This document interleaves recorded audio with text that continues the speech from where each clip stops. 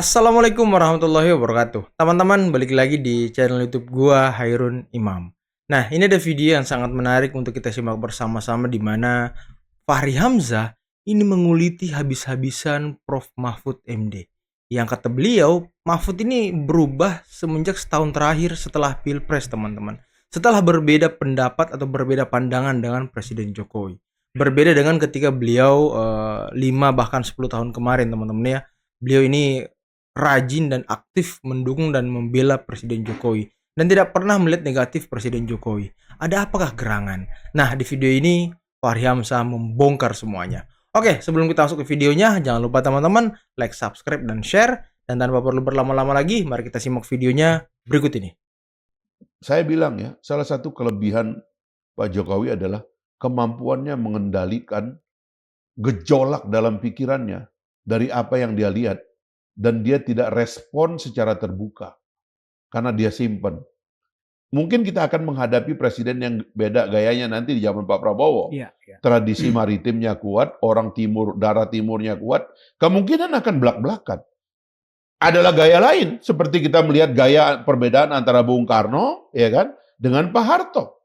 Pak Habibie dengan Gus Dur, dengan Ibu Mega, itu kan gayanya masing-masing. Pak Habibie belak-belakan, ya kan, cuman setahun 7 bulan. Tapi Bung Karno belak-belakan juga 20 tahun. Retorika dihargai oleh publik, keberanian untuk bicara dihargai. Itu gaya. Masalah kita sekarang ini adalah apa kita mau menghakimi gaya orang. Sementara kita nggak mau melihat gambar besar dari persoalan yang meletakkan dia di situ, lalu melakukan koreksi untuk pemerintahan yang akan datang, untuk tujuan kita yang besar bahwa negara harus melakukan konsolidasi besar-besaran. Kalau tidak, Bung, apa ini demokrasi kita ini? Growth-nya itu terganggu, pertumbuhan ekonomi kita rendah, diganggu oleh instabilitas kita. Kita ini makan sumber daya alam kok. Ekonomi sektor real kita, hilirisasi kita ini, baru Pak Jokowi yang agak ngotot, karena kita diadu terus. Di atas kita berantem inilah orang pesta pora merampok hasil kekayaan alam kita keluar negeri. Saya terharu juga gitu loh, orang yang pemimpin-pemimpin ini menerima kritik saya. Pak Jokowi juga demikian. Bahkan Pak Jokowi itu unik, kalau ada rapat rapat konsultasi pimpinan dewan, dia bilang, jangan lupa Pak Fahri ya, saya pengen dengar katanya gitu. Saya tanya, kenapa Pak Jokowi minta saya? Dia bilang Pak Fahri itu ngomong apa adanya. Dia menghargai omongan itu. Tapi saya nggak pernah ngambil pribadi setiap persoalan. Saya melihat ini sebagai bagian dari sistem. Sistem kita berdemokrasi, kritik kita lakukan terbuka, tidak ada masalah. Tapi lama-lama kan saya melihat waktu saya nggak jadi anggota dewan lagi, saya kan tidak ada kewajiban konstitusional untuk mengkritik pemerintah. Ada persoalan-persoalan yang dikritik oleh orang. Soal dinasti misalnya, saya kan sudah jawab. Wah, ini rame banget nih sampai sekarang. Apa ada larangan dalam demokrasi di seluruh dunia bahwa satu keluarga memutuskan menjadi keluarga politik? Apa ada larangan? Sebagaimana apa ada larangan di dunia akademik, seorang guru besar ingin anaknya menjadi akademisi. Jadi Atau dosen. seorang seniman ingin anaknya jadi seniman. Atau seorang pengusaha ingin anaknya menjadi pengusaha-pengusaha yang lebih sukses dari dia. Apa ada larangan? Tidak ada, itu adalah freedom of choice. Orang boleh memilih. Dan anak-anak Pak Jokowi kan ikut pemilu, bukan karena diberi. Boleh ditolak juga dan boleh kalah juga. Iya, bukan ya kan? Dalam pilkada-pilkada boleh ya ditolak kan? kok. Nah, hal-hal ini sudah saya jawab sebagai persoalan, kita nggak boleh tidak adil. Nah, itulah yang kemudian oleh orang dianggap saya terlalu membela Pak Jokowi, tapi saya melihat ini sebagai pengamanan transisi. Saya ingin memastikan bahwa sebagai warga negara, negara ini aman, elitnya bersatu, dan kita melihat masa depan bareng. Kita ingin tumbuh seperti Pak Prabowo janjikan. Kita ingin tumbuh 8%. Karena kalau kita tumbuh 8%, baru ada harapan kita menjadi negara industri, negara maju. Kalau enggak ya begini terus. Middle income trap katanya. Kita ini terjebak kepada negara yang ya segini-segini aja. Ala kadarnya hidup kita ini. Saya tidak mau transisi Pak Jokowi kepada Pak Prabowo itu seperti dari Bung Karno kepada Pak Harto, atau dari Pak Harto ke Pak Habibie, atau dari Pak Habibie ke Gus Dur, atau dari Gus Dur ke Ibu Mega dan seterusnya. Saya nggak mau. Kita mau ini sesuatu yang lebih baik. Bahwa pemimpin saling mengantarkan secara baik. Bahwa antara Pak Prabowo dan Pak Jokowi ternyata berada dalam satu nafas visi bersama untuk melihat ke depan. Karena berdua akhirnya gabung dalam pemerintahan 2019-2024, itu soal lain. Tapi kedamaian transisional ini harus kita jaga. Dan perpecahan yang mereka bayangkan oleh teman-teman itu bahwa Pak Prabowo akan melupakan Pak Jokowi, Pak Prabowo akan ngakalin Pak Jokowi dan sebagainya. Dan sebaliknya Pak Jokowi akan ganggu Pak Prabowo. Ini adalah niat-niat tidak baik. Kita nggak boleh izinkan itu. Kita harus melihat transisi yang lebih baik. Dan antara pemimpin yang satu dengan pemimpin yang lain, saling mengestafet perjalanan besar ini, perjalanan kita ke depan itu. Nah itu yang kita inginkan dan sebenarnya itu yang harus kita desain dalam sistem kita ke depan. Dan faktanya bahwa Pak Prabowo dan Pak Jokowi sampai hari ini masih solid. Bahkan mungkin Bung Budi nonton itu pidatonya Pak Prabowo di acara Gerindra yang mengatakan kalau ada yang menyakiti Bapak, kami semua yang mencubit, kami semua terluka. Itu adalah jaminan Pak Prabowo dan Partai Gerindra kepada Pak Jokowi. Tapi sebenarnya itu adalah jaminan yang harus kita berikan juga. Saya terus terang, Bung ya, ini korban loh saya ini. Periode pertama Pak Jokowi, saya wakil ketua DPR yang mengawasi dunia pendidikan, termasuk pendidikan tinggi. Saya dilarang masuk kampus. Wow. Saya dipersekusi. Tapi kritik saya kepada sistem. Dan teman-teman ini mohon maaf ini semua yang sekarang kritik ke Jokowi itu. Tidak ada yang nyalahkan kampus. Tidak ada yang nyalahkan guru besar. Tidak ada yang menyalahkan bahwa telah terjadi ekstremitas yang dibawa ke dalam kampus dikendalikan oleh politik. Harusnya mereka pada waktu itu hadir dan melakukan kritik yang sama. Nah akhirnya sekarang semuanya mau disalahkan Pak Jokowi. Seolah-olah desain ini semua Pak Jokowi. Siapa pimpinan politik yang anak keturunannya tidak ada dalam politik? Nggak ada. Nggak ada. Loh kenapa begitu giliran Pak Jokowi kita ribut semua? Padahal ini semua sudah menjadi realitas sebelumnya. Jadi menurut saya ini subjektivitas yang berlebihan. Jadi ini adalah akumulasi dari kemarahan berkali-kali dan kekalahan berkali-kali mungkin ya. Dari teman-teman itu yang kemudian menumpahkan ini secara tidak adil kepada Pak Jokowi dan keluarganya. Dan karena itulah kita mengajak semuanya, coba kita duduk agak clear situasinya ini.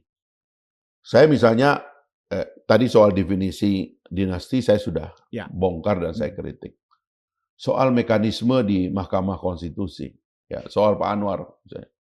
Anwar Usman jadi ketua MK bukan karena Pak Jokowi. Dan dia menjadi ketua MK sebelum menjadi menantu Pak Jokowi. Betul. Dan ini karir dan saya kenal pribadi. Orang ini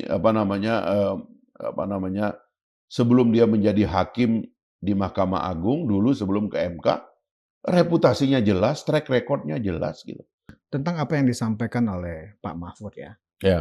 Sebagai bahkan Pak Jokowi pernah mengatakan ke Pak Mahfud pada saat beliau mundur sebagai Menko Polhukam 2 Februari 2024 pada saat Pilpres kemarin itu, bahkan Pak Jokowi memuji Pak Mahfud sebagai satu-satunya Menko Polhukam terlama selama beliau menjabat sebagai presiden. Terlama, ada 4 tahun, ya kan? Artinya itu pun kan Pak Mahfud mundur ya, bukan karena diberhentikan gitu loh. Tetapi saat ini tudingan-tudingan atau opini-opini dari seorang Mahfud MD ya kan, itu seolah-olah memori yang baik tentang atasannya lu kok tiba-tiba entah taruh di mana ya.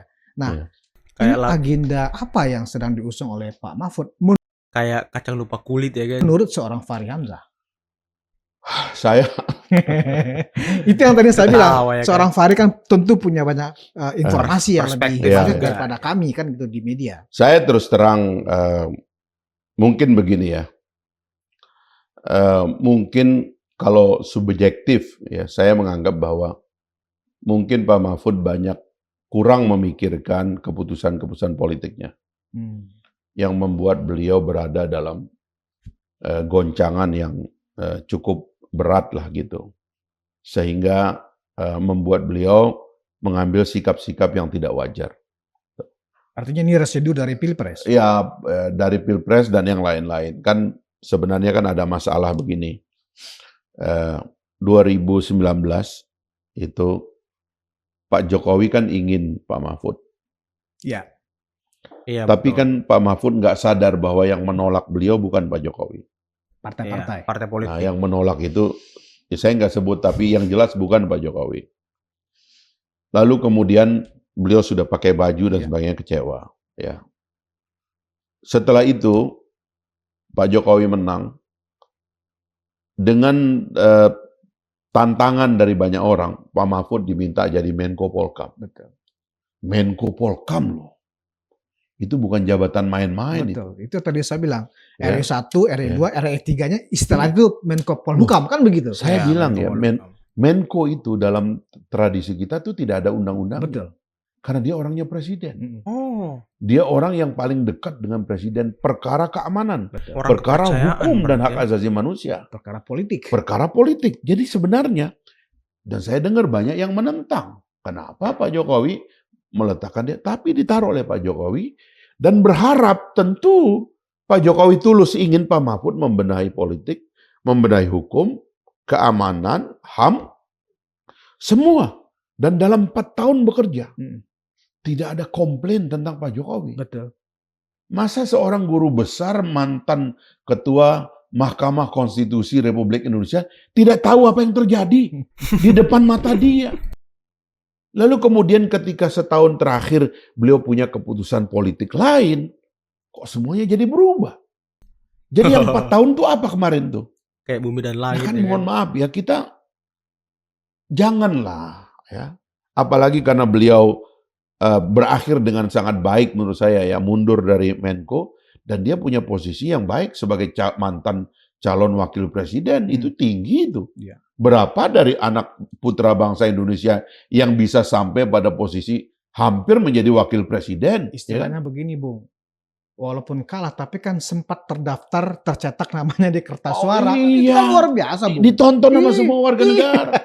Ya kan? Di ratusan juta Itu itu. pencapaian yang sangat luar biasa. Miliar triliunan uang Betul. APBN untuk Mencetak itu. mencetak Betul. nama beliau Iya. di seluruh kertas suara yang akhirnya beredar dan dipegang oleh rakyat Indonesia ini. Kan sudahlah. Itu kan sudah baik. Coba Ya. kembalikan memori beliau kepada waktu memimpin Mahkamah Konstitusi, so far so good di zaman Pak SBY. Waktu 4 tahun beliau bertugas untuk membenahi sektor politik, hukum, keamanan, hak asasi manusia. Itu beliau. Kenapa memorinya setahun terakhir? Hilang Yang semuanya sangat kan. partisan. Menurut saya ini yang perlu dikoreksi dari beliau. Karena itu kita berharap beliau juga sebagai sedikit orang yang pernah dalam posisi itu positif melihat situasi. Tapi hemat saya ya, saya pernah menjadi anggota Komisi 3 bareng dengan Pak Mahfud. Sama-sama duduk sebagai anggota Komisi 3. Dilantik tahun 2004 ya. Sebagai anggota dewan, beliau setelah menjadi menteri ya di masa Gus Dur, lalu menjadi anggota fraksi PKB dan saya waktu itu sama-sama sebagai anggota dewan sama beliau. Saya jadi tahu begitu dan ada beberapa dinamika, terutama waktu beliau pindah ke MK, saya tahu apa yang terjadi. Kan waktu terakhir di 2004 itu terakhir beliau dipilih oleh rakyat. Setelah itu kan karirnya adalah non-elected semua. Ya. Eksekutif. Sampai kemudian 2019, ya kan, 15 tahun kemudian dia menjadi pejabat elected lagi. Menurut saya ya, mungkin beliau kembali ke komunitasnya yang non-elected. Jangan jadi politisi deh. Menurut saya mendingan jadi negarawan, kembali ke tengah ini. Iya, betul sih. Sebab menjadi ganjil kita melihatnya hal-hal seperti ini. Kirain menjadi Kita Ganjar, memerlukan ya kan? energi besar untuk bersama, untuk bersatu. Untuk melihat nasib bangsa dalam transformasi ini. Waktu IKN itu diputuskan, Pak Mahfud ada di situ sebagai koordinator Polkam. Waktu reformasi pengadilan dilakukan, Pak Mahfud ada di situ. Waktu apa yang terjadi pada KPK, Pak Mahfud ada di situ. Semua ada dan beliau adalah penanggung jawab utama. Termasuk penyelenggaraan pemilu 2024 ini, penanggung jawab hariannya adalah Pak Mahfud. Saya kira sih ya memang kelompok yang berusaha sekuat tenaga untuk menggagalkan rekonsiliasi itu tentu ada dan saya percaya bahwa ada banyak negara lain di dunia ini yang memang tidak mau Indonesia sebagai negara besar negara yang begitu luas, ribuan pulau, lautnya begitu luas ya. Seolah-olah pemisahnya begitu luas gitu. Budaya, bahasa, dan sebagainya itu memang ada yang menghendaki rekonsiliasi tidak jalan. Itu sebabnya diciptakanlah elemen-elemen pemantik Konflik-konflik ya. pertarungan elit. Gitu. Sebab kadang-kadang kalau saya kan karena anak muda tapi suka bergaul dengan yang tua-tua. Itu saya suka tuh. Kalau ada dua orang tua berkelahi, saya suka tanya apa yang terjadi dengan dia dengan orang itu, dan saya nanti ke yang satunya lagi saya tanya apa yang terjadi. Tidak ada yang substantif. Hanya ada pemantik di tengahnya yang memancing ya supaya ada perasaan benci jarak jauh begitu. Yang sebenarnya nggak ada apa-apanya gitu. Coba lihat aja konflik-konflik yang pernah ada di antara para pemimpin, nggak ada yang substantif juga. Ya kalau kita sebagai rakyat dan sebagai anak muda ngeritik itu, nggak ada itu. Ya kan? Apa sih sebenarnya? Bung Karno dan Pak Harto apa sih? Itu orang baik kok. Dan saling memuji. Ya kan? Dan seterusnya lah ya. Antara, apalagi kalau Pak Jokowi, orang sangat ungkapkan isi hatinya. Antara Gus Dur dan Bu Mega, nggak ada juga. Itu kan waswisu, isu-isu aja. Dan seterusnya lah, antara Pak SBY dan Ibu Mega apa sih? Ini soal karena Pak SBY maju, ya, dan lain-lain lah. Ini terjadi. Menurut saya, sekarang ini ada mesin yang bekerja untuk menciptakan salah paham di kedua belah pihak. Dan saya bersyukur karena Pak Prabowo membuat pernyataan yang lantang, siapa yang mengganggu, yang mencubit Pak Jokowi, kami semua berada di belakangnya. Kan kira-kira gitu. Saya kira itu adalah assurance, jaminan dari Pak Prabowo. Itu termasuk akun-akun, ya kan, desas-desus, opini akan terjadi ini dan sebagainya. Semua itu menurut saya propaganda yang sedang dilakukan untuk mengadu domba dan membuat transisi kita tidak lancar. Menurut saya gitu. Nah karena itulah yang kita harus lawan. Dalam transisi ini kita harus melihat satu yang baru. Pelantikan Presiden 20 Oktober yang akan datang harus kita jadikan sebagai hari rekonsiliasi nasional. Di mana harusnya semua pemimpin datanglah. Pak Ganjar dan Pak Mahfud datanglah mengucapkan terima kasih dan salam selamat kepada yang terpilih, kepada Pak Prabowo dan Mas Gibran. Mas Anies dengan Pak Muhaimin datanglah mengucapkan selamat. Para presiden yang masih hidup, para wakil presiden yang masih hidup datanglah dan atas nama rakyat ya mengucapkan selamat kepada yang terpilih. Terimalah inisiatif-inisiatif pemerintahan yang sudah ada. Jangan discontinue. Jangan ada proyek nasional yang kita mangkrakkan, yang kita tinggalkan. Itu semua uang rakyat, Pak. Ratusan triliun itu uang rakyat. Nah, teman-teman, itulah tadi video yang bisa kita simak dan bisa kita saksikan bersama-sama terkait dengan Bung Fahri Hamzah yang sepertinya menguliti perjalanan karir dan perubahan-perubahan yang terjadi kepada atau di dalam diri Pak Mahfud MD, teman-teman ya. Karena ya beliau ini berubah setelah debat capres, dimulai dari debat capres hingga sekarang, teman-teman. Kalau Anda ingat ya, setelah pengambilan nomor urut kalau nggak salah ya, Pak Mahfud dan Pak Ganjar ini kan diundang ke Mata Najwa waktu itu. Dan di situ Pak Mahfud mengatakan ini bukan dinasti politik. Kalau kita berbicara hukum, ini bukan dinasti politik, tidak ada dinasti politik di negara demokrasi. Kenapa sekarang itu semua berubah gitu? Statement-statement Pak Mahfud sekarang ya sangat berbeda dengan statement Pak Mahfud beberapa tahun yang lalu, teman-teman. Apalagi terkait dengan perpanjangan masa jabatan 3 periode. Dulu Pak Mahfud sangat gamblang mengatakan bahwa ya ada orang-orang atau pembisik-pembisik Pak Jokowi yang ingin merusak Pak Jokowi. Saya sampai waktu itu Pak Mahfud kalau nggak salah bilang, saya sampai menemui Presiden Jokowi dan menanyakan hal itu benar atau enggak. Dan Pak Jokowi menjawab ya orang-orang yang mengatakan hal itu ya seperti ingin menampar muka saya. Dan tiba-tiba ya Pak Jokowi langsung mengadakan rapat kabinet, di situ ada Pak Mahfud, dan Pak Mahfud ditugaskan untuk segera mengurus pemilu. Karena ya Pak Jokowi betul-betul tidak ingin 3 periode dan memperpanjang masa jabatannya. Tapi kemarin kalau kita lihat di podcast-podcast belakangan ini, di Akbar Faisal, di siapa lagi yang artis itu, ya omongan Pak Mahfud sepertinya beda banget gitu ya kan. Sangat berbeda. Entah apa yang merasuki Pak Mahfud ini, apakah karena beliau sering duduk bareng dengan kubu Banteng atau seperti apa ya, saya juga kurang mengerti, teman-teman. Ya, tapi semoga Pak Mahfud kembali ke jalan yang benar ya, kembali ke jalan aslinya seperti 4 tahun yang lalu atau 3 tahun yang lalu, dan baiknya Pak Mahfud menjadi negarawan Dan sekarang belakangan Pak Mahfud juga mengkritik KPK, mengkritik Polri, mengkritik penegak hukum, tidak netral dan segala macam. Padahal kan dulu Pak Mahfud yang Menko Polhukam, masa dia nggak tahu persoalan-persoalan yang terjadi di dalam, ya kan? Dia Menko Polhukam loh. Koordinator menteri koordinator politik, keamanan, hukum dan hak asasi manusia, teman-teman. Banyak yang dibawahi sama dia, kejaksaan, kepolisian segala macam. Ya harusnya kan Pak Mahfud tahu persoalan-persoalan seperti ini. Ya kenapa nggak dibereskan sejak dulu gitu? Kalau memang ada persoalan di KPK contohnya, kenapa nggak sejak Pak Mahfud menjabat itu nggak dibereskan? Tapi ya itulah dunia politik, teman-teman. Ya orang bisa berubah sesuai dengan di mana dia berada, di kubu mana dia duduk, dan juga apa keinginan dia gitu. Oke, mungkin cukup sekian dulu video kali ini. Jangan lupa teman-teman like, subscribe, dan share videonya. Akhir kata, billahi taufiq wal hidayah. Wassalamualaikum warahmatullahi wabarakatuh. Bye-bye.